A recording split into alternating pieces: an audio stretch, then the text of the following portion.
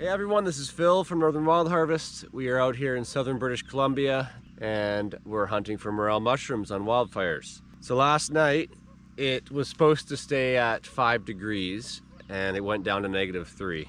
Woke up to the cold, but got up, made a nice fire, hot coffee, fired at that diesel heater and put the ducting tube right into my shirt for a second, and so now I'm good. This morning we are drying some mushrooms, gonna have a nice breakfast, and then we're gonna head back into the patch we were working at the end of yesterday. We're gonna go in there and hopefully get at least 3 more baskets, maybe more than that. Hope you enjoy.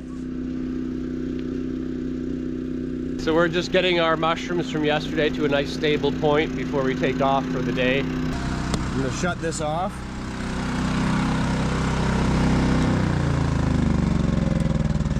Shut that off.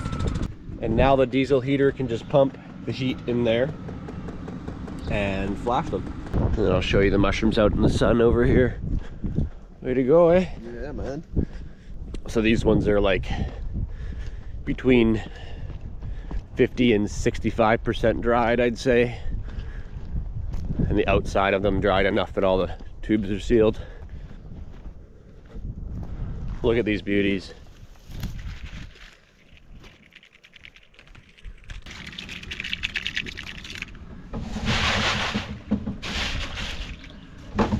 We're gonna take our dry ratio.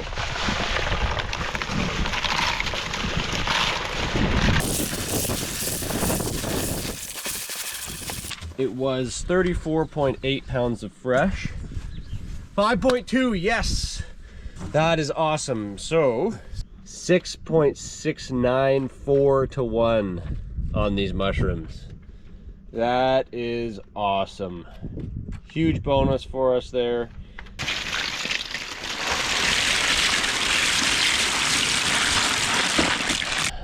Yeah. The reason we're getting such a good dry rate on these is mainly because the mushrooms were relatively dry when they were picked, and they're growing in that needle mulch, so they haven't had like debris splashing up on them, you know, which adds false weight to the fresh product because it comes off as you're drying. If you've ever seen a mushroom that's taken like a week to get dried in the sun, or you know, in bad weather, you'll watch it change shape because it continues to blow out after being picked slightly, and they just turn to this papery. And then the other thing is these were the earlier mushrooms, so they're not over mature. They dry really nicely. If we get a heavy downpour and we go picking, they're going to be heavier mushrooms, and our dry rate would probably be 10 or 11 to 1, maybe even 12 to 1. Sweet. Get a tarp on that and then hit the road. Go pick some mushrooms. Right now, the fresh price is the highest that it's likely to be all season in the field. For that reason, the majority of other harvesters won't be drying their mushrooms until the price drops in the coming weeks. Experience has taught us that when the weather has been dry, we're likely to get an amazing dry rate, like we did here today. The first flush of morels, especially here at Adams Lake, are almost entirely going into fresh market at this point in the season, across the burn. It's not every year that we'd even see early Conicas of this quality, let alone to dry them when the fresh price is high. All of the morels that we dried from this burn were carefully graded, packaged, and sold on our online shop. A huge thank you to everyone that supported us. It's allowing us to continue working hard doing what we love.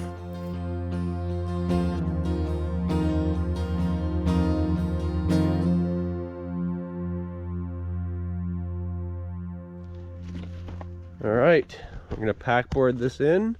Randy's got his bucket, camera, radio, got the GPS. Here we go, into the bush.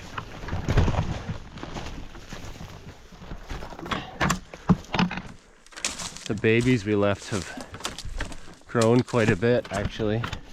Just coming onto the good ridge here.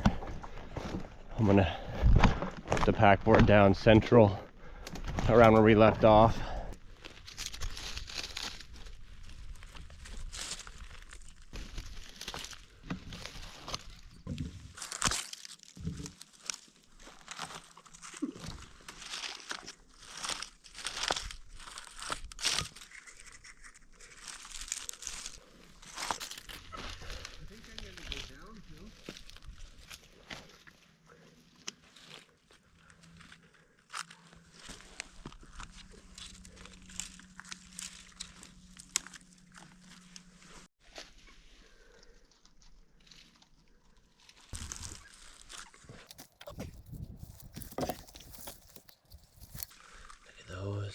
Nice.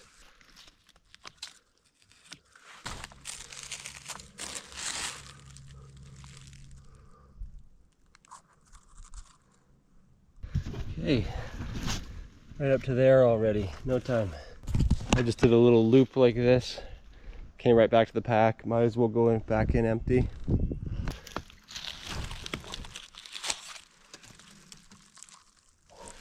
This whole hillside we're working right now is all south facing, and the mushrooms are beautiful at the moment, but there's no rain on the horizon.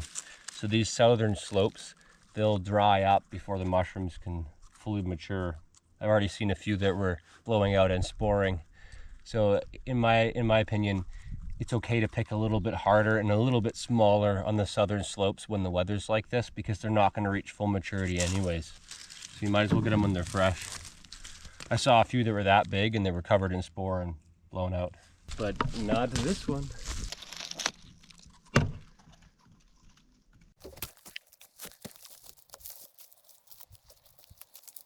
So here's an example of what's going to happen on this hillside if we don't get rain. See this mushroom? And it's starting to blow out. See how the stipe is as wide as the cap? Soon it'll be even more so. And I don't keep those usually unless they're really, really good condition, but that one's not. It's just on this more exposed spot, but the whole hill, the mushrooms will do this unless they're in the deeper leaf litter and cedar foliage. Those areas will act like a mulch and retain moisture, but these open areas will dry out and start sporing. So we are at that level there, almost a full bucket. And we're just gonna have a quick snack while we're at the backboard. That is more than a bucket. And Randy got that. -3 this morning, and now it's hot and sunny. It's supposed to go to 20 Celsius today. Beautiful. So these areas that have the orange ground cover on them are often the best morel picking on burns. Usually cleanest mushrooms, retain the moisture like I was saying. Now this is a pine needle here. That's often what we're picking in, either that or spruce ground cover. But these lodgepole pine. Yeah, that was lodgepole because it had two needles per fascicle. But this is called all foliage, this type of foliage, and this is a cedar. Cedars have all foliage, AWL. And they create a really thick ground cover because, you know, every piece that drops is so much bigger with the cedar. The mushrooms seem to be very clean. Also, I don't know how accurate this is, but something I've wondered is a lot of bugs and insects don't like cedar foliage because it's allelopathic. So I'm not sure if it's just the time in the season or if it's a good year in terms of the cycle with the bugs and the insects, but it could be that the cedar keeps them away a little more.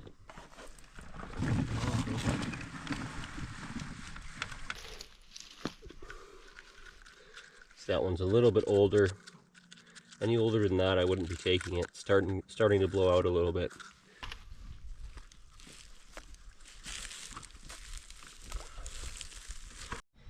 See, as soon as I got onto this part of the hill where it's just Douglas fir and not very many cedar, there's no morels.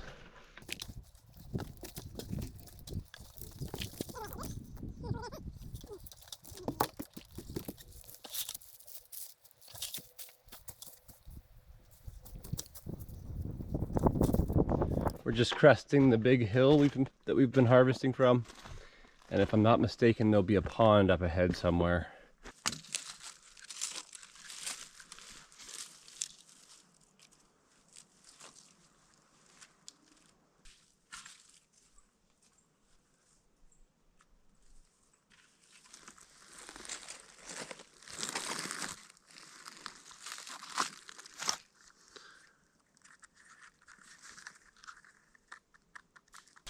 Was it 2 days ago I left these as babies? Look how they've grown. That's why I left them. Those are beautiful. Take a few of these. I'll leave those, they're too small. Those are fresh.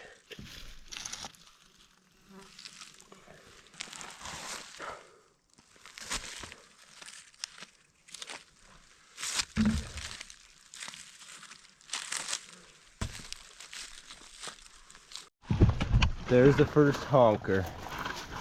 First real honker. Let's uncover that beast. Wow. Perfect condition. Ooh, I like big morels. Why I wanted to get to this pond. There's babies, I'm gonna leave the babies.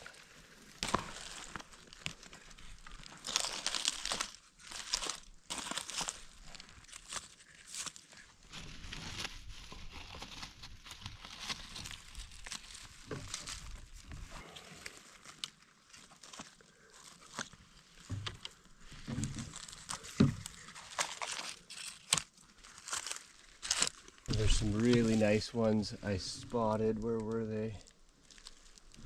Up here. Look at these.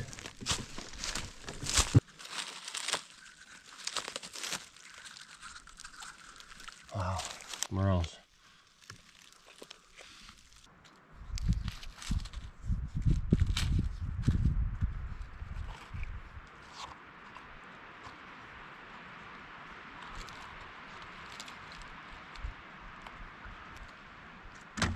Yeah,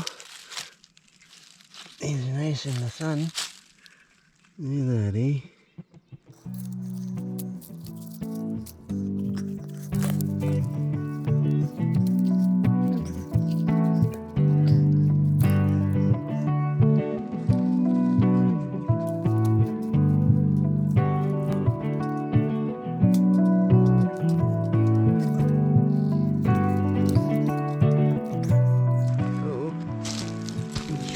Found here. Look at this.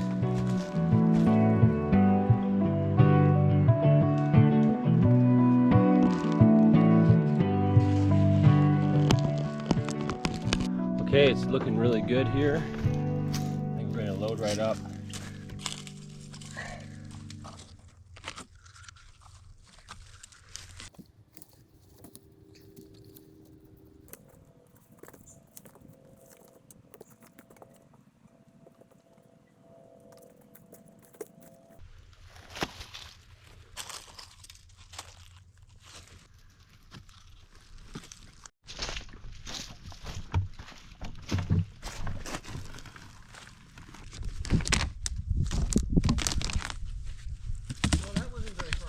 No.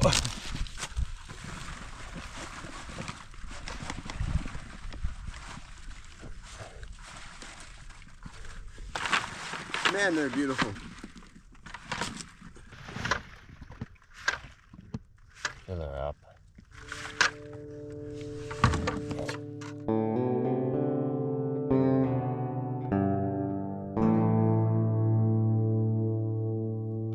So we'll just go over on the other side of the hill there so we can see it.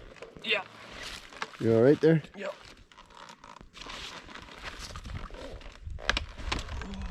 Oh, good.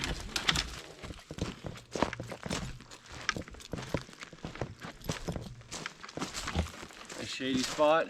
Yeah, that's beauty. All right, we're gonna leave the pack there. Randy's gonna cover the hill. I'm going up to the very top of the hill because we saw some nice ones there earlier. And I'm walking through nice mushrooms right now. Beauty.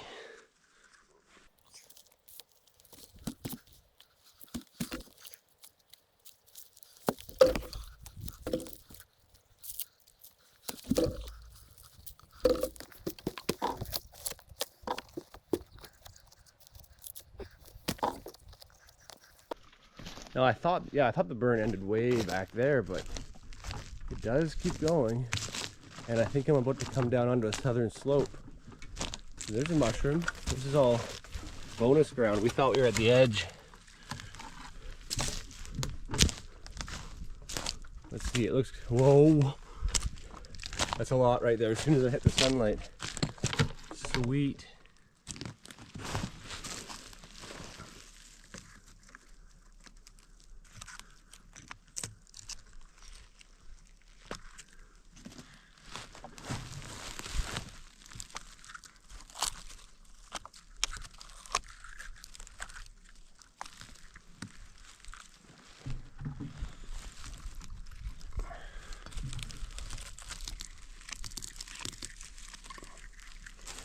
see more in the distance too. Right out of the recent deer print, there's 2 baby morels there and there. Trampled ground, morels growing in it. I got totally pulled over to this part of the burn. Wasn't planning on coming over here yet. Didn't even know it was here. But I like to establish the perimeter. There it is. Beauteous.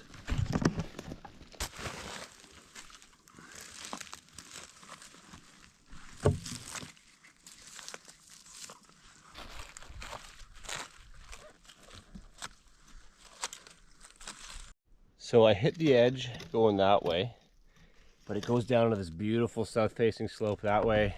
What I'm going to do, I'm going to stay along the top edge and clean up where I said I would clean up when I told Randy, and then we can come back here together after that's done and hit this big hill.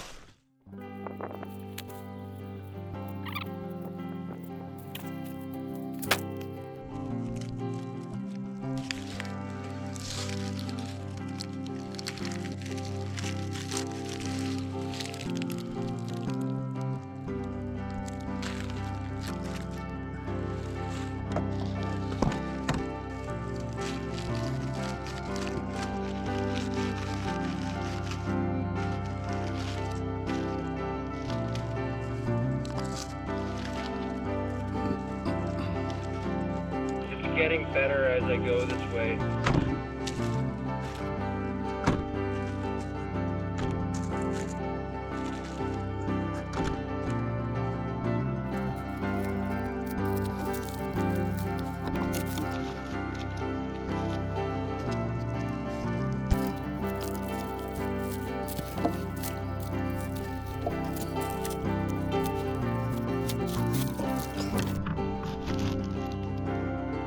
Nice. There was a moose laying here recently. Look at that. All his prints in a circle, and you can see it's all impacted in the shape of a body. Here's a great example of why we try not to pull the morels. Look, sharing the same stipe base. There as well. There as well. So by cutting, those ones can keep growing and we can pick them next time.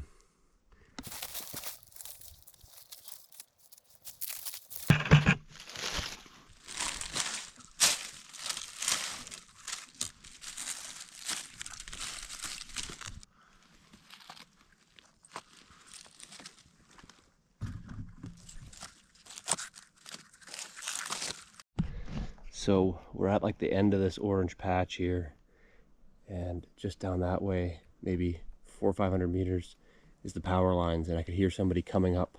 Heard their voices coming up from the power lines, and I just finished down there, so got into that just in time. Nice mushrooms, but should probably go back to the pack board and make sure everything's good.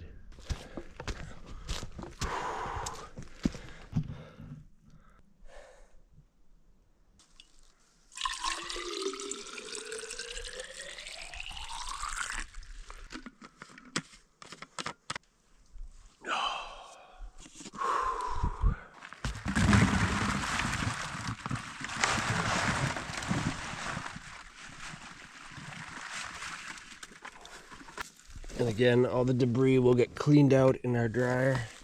So there you go. One basket is the same amount as a bucket, completely full. They're getting to be a little more fragile today.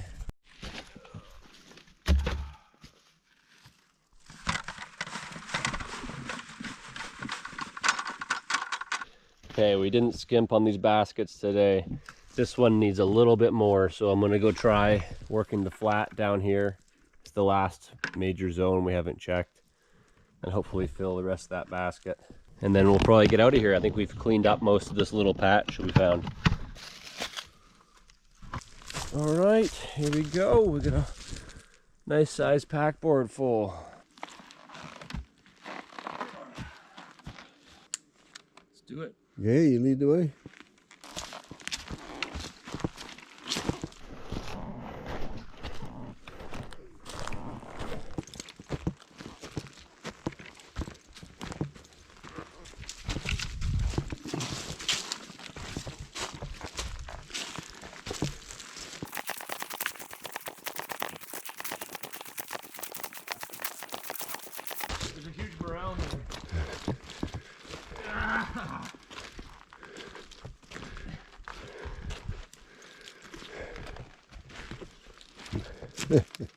Under the tree there. Oh, there's 1, 2, 3 of them. I know.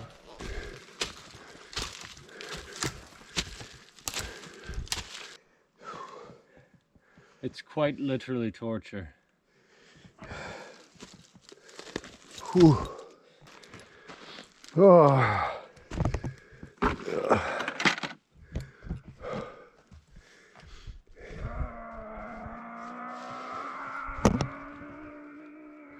I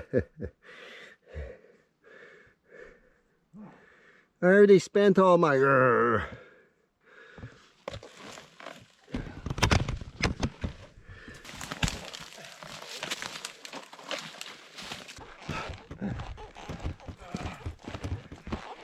Squeaky.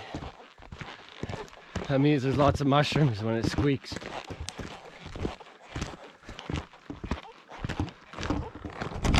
There's the truck. Air conditioning.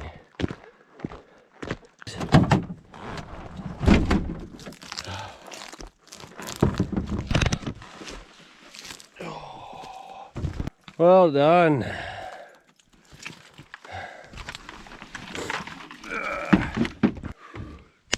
Right on.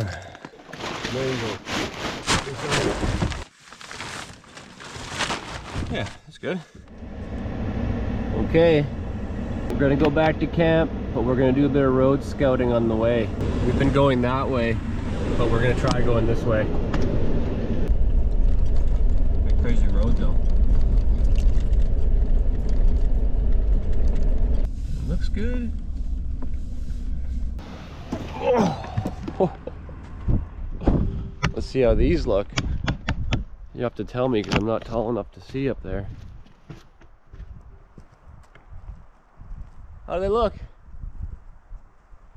Look all right?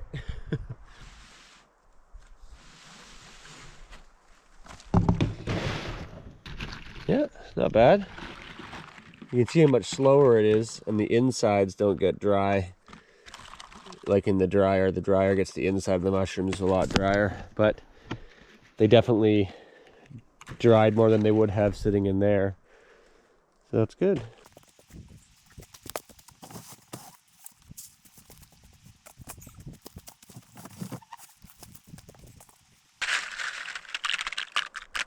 Nice different colors too, you know. Different color tones.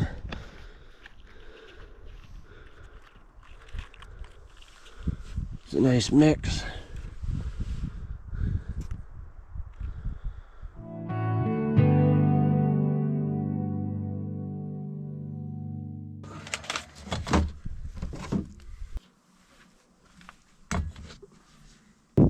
.98,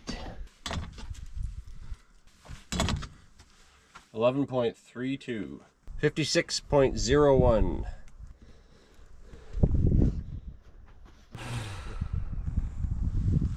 The last 2 days right there.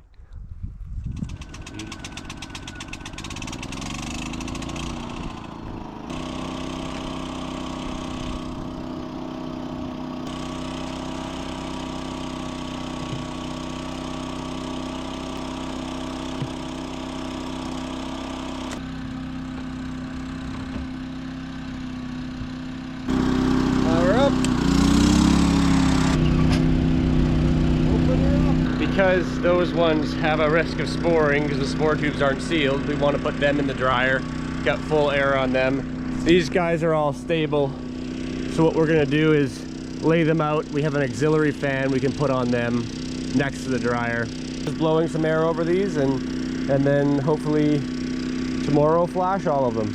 Probably tomorrow we won't go picking. We need to go get some supplies, to get some intel from other people we know about what's happening. A lot of people have cleared off of this burn in the last 24 hours, so that means somewhere else is producing. We gotta find out where. Got the auxiliary fan here, running across these racks. Then the dryer's got the 56 pounds in there as well, the fresh. Instead of making coffee tonight, we're gonna make some of the tea that we carry on our shop. It's all wild harvested stuff.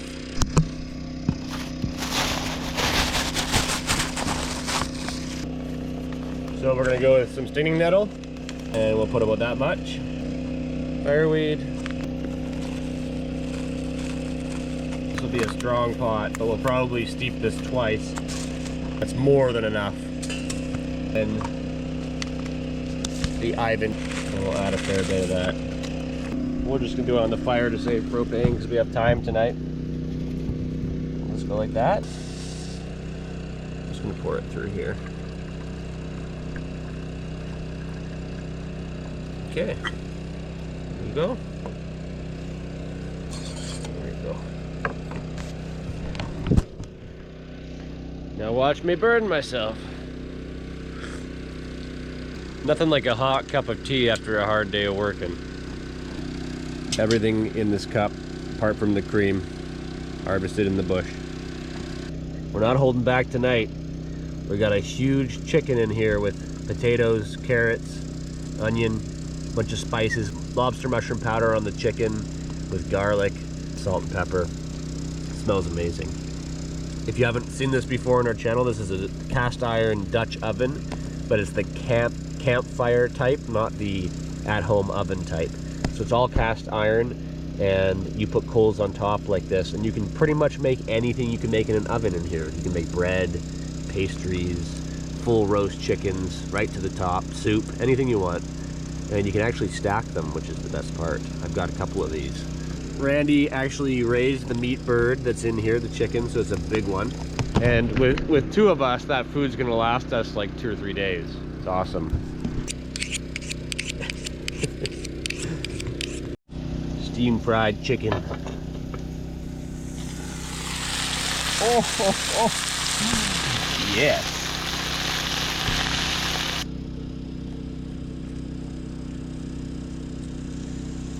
Look at that chicken meat. You're winging it.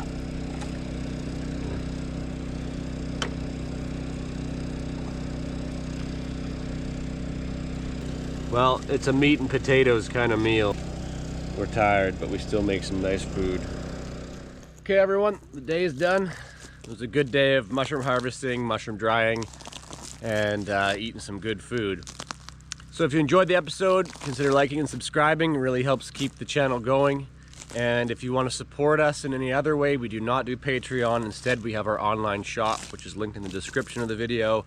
And on there, you can find dried wild morels, wild mushroom powders, lots of different wild mushrooms, and the tea we made. We don't have the chicken on there, but we got lots of other stuff, so check it out. Anyways, thanks for watching, and have yourself a good rest of your day.